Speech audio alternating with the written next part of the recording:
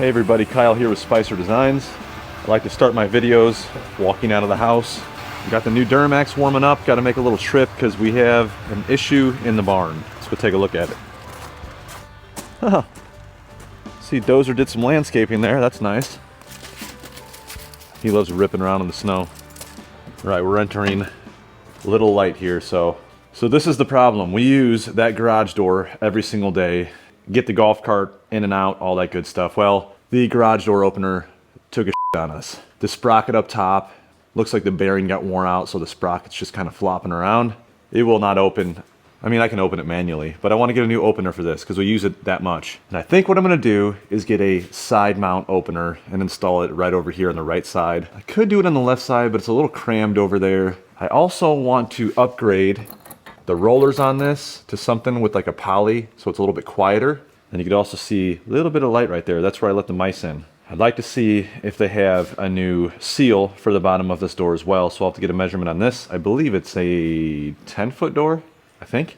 Yes, 10-foot door. Let's set this right here because I don't like to put things away. The other nice thing about going to a side mount is you don't have this opener hanging lower than the garage door and extending further out than the garage door. So I have a bunch of Menards rebates. I'm gonna run out to Menards. It's about an hour drive. Unfortunately, there's not one close by. And I'm gonna pick up side mount opener. And they are a little salty.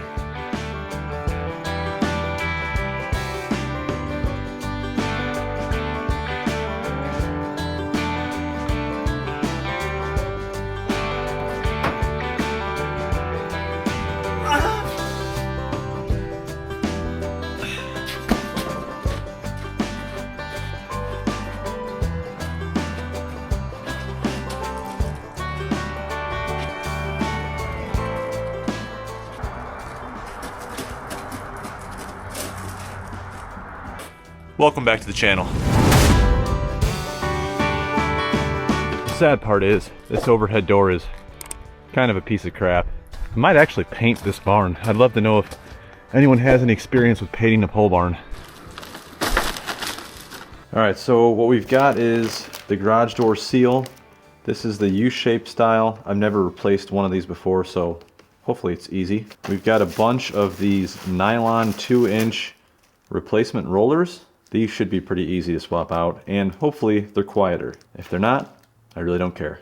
And then we have the Chamberlain, powered by MyQ, wall mount Montage Mural, however the you say that, side mount garage door opener. I have had one of these before at my previous home, and it was very nice, it was very quiet, and nice, clean, sleek setup. And if you know me, I'm all about clean installations. All right, before I start ripping the old one down, I know the lighting kind of sucks in here. Just want to give you a quick update on this barn build. It's been a little bit since I've done any work in here. I think the last video I did, I framed this wall up, got an access hole for a little attic space above the Keystone Girls gym here. And the Keystone Girls gym here is all framed out. I got some insulation in the ceiling. I have to put more insulation in there. That is what I'm saving this big pile of 24-inch insulation for right here. This is all what came out of it before I ripped it down. Golf cart's been running good since I put in the new lithium upgrade. A little dusty. The ATV has pretty much been sitting all winter. Not all winter. We took it out and pulled the girls in the sled. This thing should start right up. This thing is pretty solid. Oh yeah. You could burn a hole in the plastic on the golf cart. Coyote, man, this thing's bulletproof. I've never had one single issue with it. I bought it in 2021, brand new. Haven't even put a battery tender on it. Doesn't need it, doesn't drain the battery, starts right up every time. The Bobcat, on the other hand, I do have that on a battery tender. This thing will slowly discharge and go dead, so there you go. And I brought all of my attachments in, 16-inch smooth edge, 12-inch tooth bucket, 24-inch tooth bucket, and the soil pulverizer that I built for it. One thing I forgot to do was put a battery tender on the Coyote Zero Turn, so I'm gonna do that real quick. There we go. I'll leave some Amazon links for this in the description.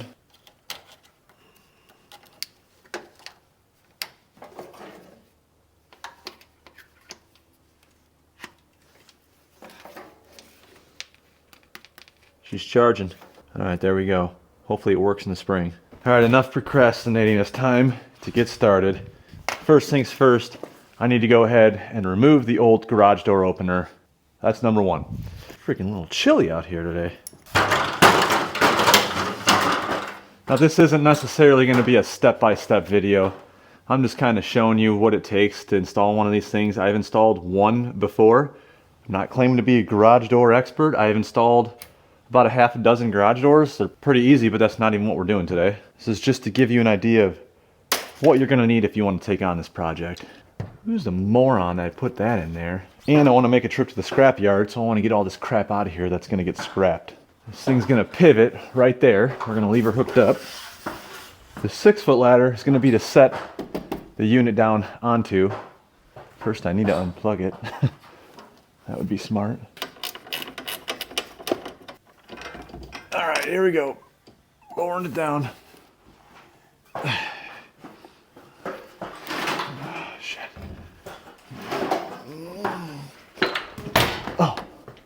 All right, now that it's down, I could show you what happened. Where the sprocket goes, there's a bearing or something in there, and it's just totally flopping around. And then the sprocket right here, I mean, it's not even attached anymore, basically snapped off. So this thing is trash. It's older. Time for a new one. I'm gonna have to cut this thing up. I already got all of the old opener and the bracing all removed, and man, that alone looks so much better, so much cleaner. And that is the way it's going to continue to look, because the opener is going to be mounted on the wall right over there. That is one thing I love about those side mount openers, is it frees up all that space. Now the next thing I want to do is get a center line that is perpendicular with the door. Now I could pull a measurement off of the side wall there, or I could just leave the rails right where they're at. But I love anal. I mean, I am anal.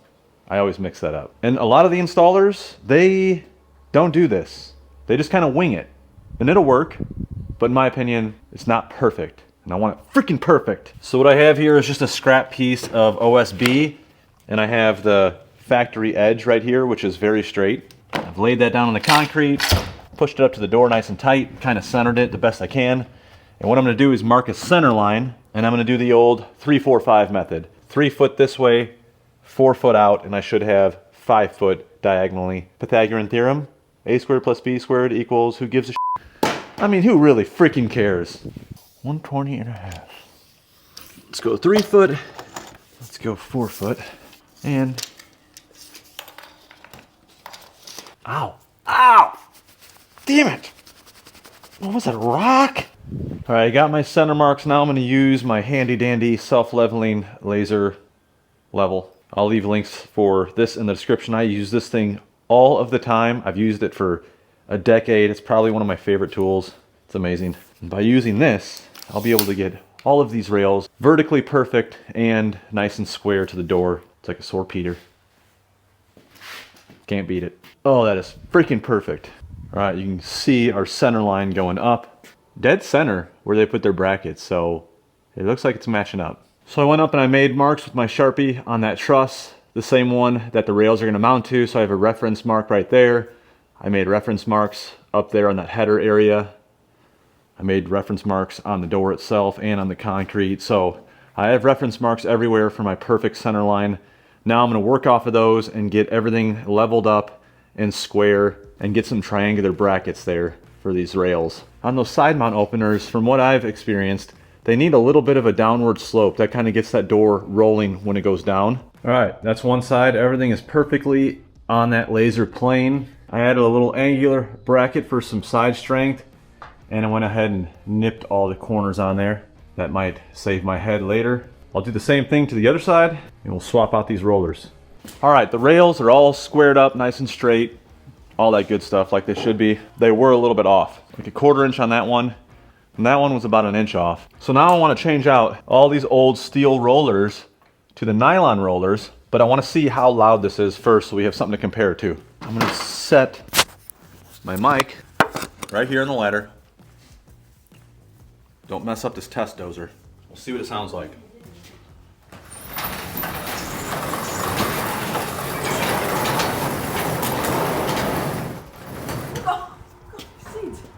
Let there be light. What happened in here? I was eating Bird? seeds. Leave him alone, Dozer. It's not good to go underneath the ladder, shooter.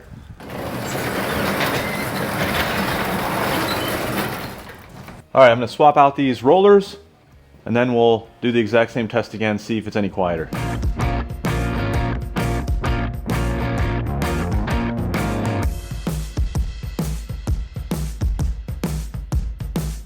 So here is the new garage door seal. Basically the way it's gonna work is those ribs are gonna go on the outside. We're gonna fold this over. It's gonna go something like that. And then on the bottom of the garage door, and that's where each end of the seal that I just showed you is gonna slide into each one of those tracks. And in order to get it to slide out, I have to pull off this whole bottom assembly, which I need to anyway to get this last roller changed out. But that is the one that the torsion spring is connected to with the cable. But being that it's at the highest position, it's actually not that tight. So I should be able to just pull that off, let it kind of dangle, swap out that seal, and then put the new roller in and put it back. Okay, all of the new nylon rollers are installed. Did a little fine tuning on the tracks, and we have our new door seal in there. It actually really was pretty easy to install. It slid all the way in. You can probably see that in the time lapse. All right, I've got the door closed and I can no longer see any daylight down there. The mice had ate through probably a good 8 inches on this end where they were coming in. I'm guessing they'll probably do it again, little bastards. That, oh yeah, that's so nice. I think the trick is to not smash the shit out of that seal. Let it have a little bit of bounce to it when it closes so it really seals up nice. All right, now the moment of truth. We're gonna see if this thing's any quieter. So I'll put the ladder back over here, throw my mic on it again.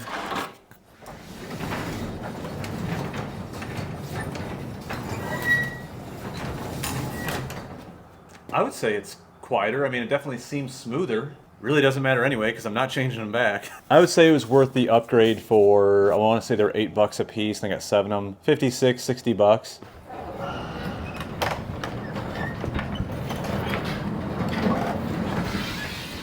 Finally, we can install the side mount opener. Hopefully there's enough shaft on that thing. You can always use a couple extra inches. Even 1 inch. Hell, a half an inch. All right, here's what you get with this side mount opener. Of course, you've got your opener, and you can see it's not gigantic. It's just kind of tall and narrow. This little lid opens up, and there's all your connections for your sensors and your adjustments and all that crap. This one does come with a backup battery, which is really nice. That goes right into this compartment right here. You've got a little remote light. This thing connects like wirelessly to the unit, and then it just plugs into a regular outlet. So basically what you lose with your normal overhead traditional door opener, having the lights already on it, this one's just set up a little bit different. We got our 2 mounts right here for the sensors, remote, the wall mount opener. This looks like the coupling that connects the actual torsion bar to the opener. And then you have this right here. This is probably the coolest part, in my opinion, to this whole thing. This is like a deadbolt for your garage door. So the days of worrying about someone reaching in over the top of your door and just pulling on your little emergency latch so that you can open the door without the opener, those days are over. You've got a straight up freaking deadbolt. All right, so I'm gonna throw you on a time lapse. We'll get this thing zipped up. I'm not going to go through all the details because there's probably about 1,348 videos of people installing these step by step. So I'm not going to make another. We'll kind of look at the whole entire system. Once it's all installed, we'll try it out. Just want you to get an idea of the benefits of a wall mount versus the traditional style. Maybe it's for you, maybe it's not.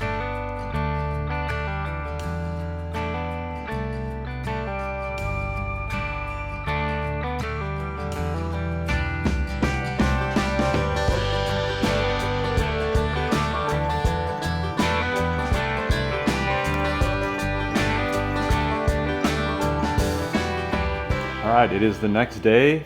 The installation is complete. You can see over there I have the LED light that it comes with on. That thing is super easy to set up. You just plug it in and it just automatically connects to the opener. I'll give you a quick rundown here. You have your basic safety sensors down here at the bottom. In case someone crosses that path, it'll turn around and open back up. Same on the other side.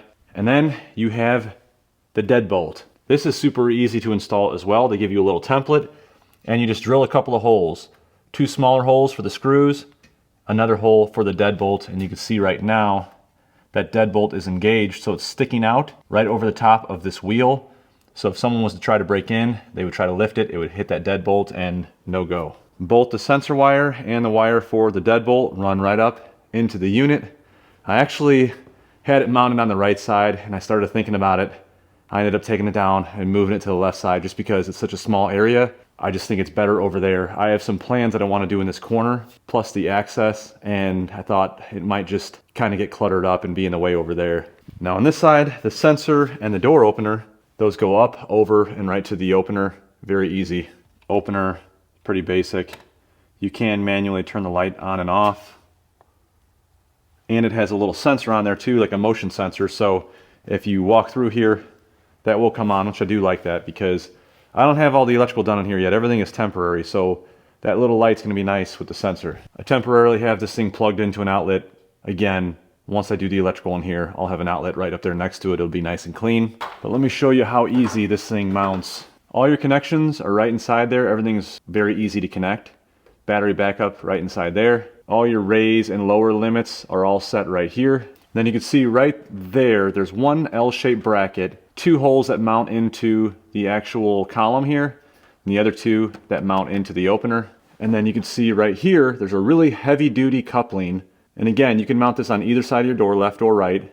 Your torsion bar just slides through the opener, and then you tighten that coupling down on both the opener and on the torsion bar. It's literally that easy. It takes like 5 minutes to put up here. And then you still have your clutch release. If you lose power or something, you can pull on this and open the door manually. According to the installation video, the backup battery will actually open up the deadbolt if you do lose power. That way you can open up your door manually.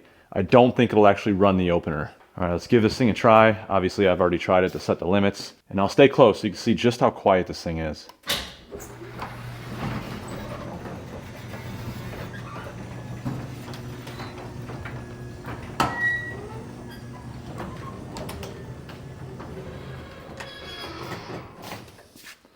There's a better shot of that deadbolt. All right, now we'll close it and I'll show you how that deadbolt works.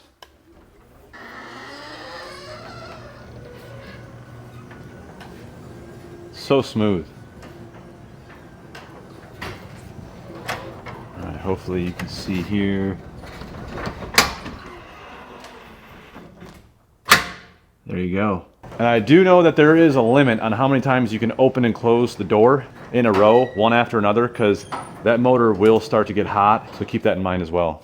So there it is. I know this video is kind of stupid, maybe kind of boring. I had to do this anyway, so I figured I'd make a video on it because maybe some of you are unaware that they even offer an opener like that. Maybe it's a good fit for you, maybe it's not. I freaking love them because it opens up all that space where you would normally have the traditional door opener hanging down from the ceiling. It's quieter. In my opinion, it's got better security features than a traditional opener. It's just about twice as much money. I mean, you're looking at $500 versus about 200 to 250 bucks. Anyways, hopefully it was helpful. I'll leave a link for that exact door opener down in the description. It'll be an Amazon link. And I'll leave a link for the installation video from Chamberlain that is specifically for that exact garage door opener.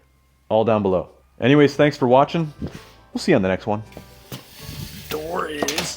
son of a bitch. In order to do this, you're gonna need 2 tape measures. Lucky for me, I don't leave the house without both these tape measures. It's like having 2... I can't freaking reach it. Damn elliptical.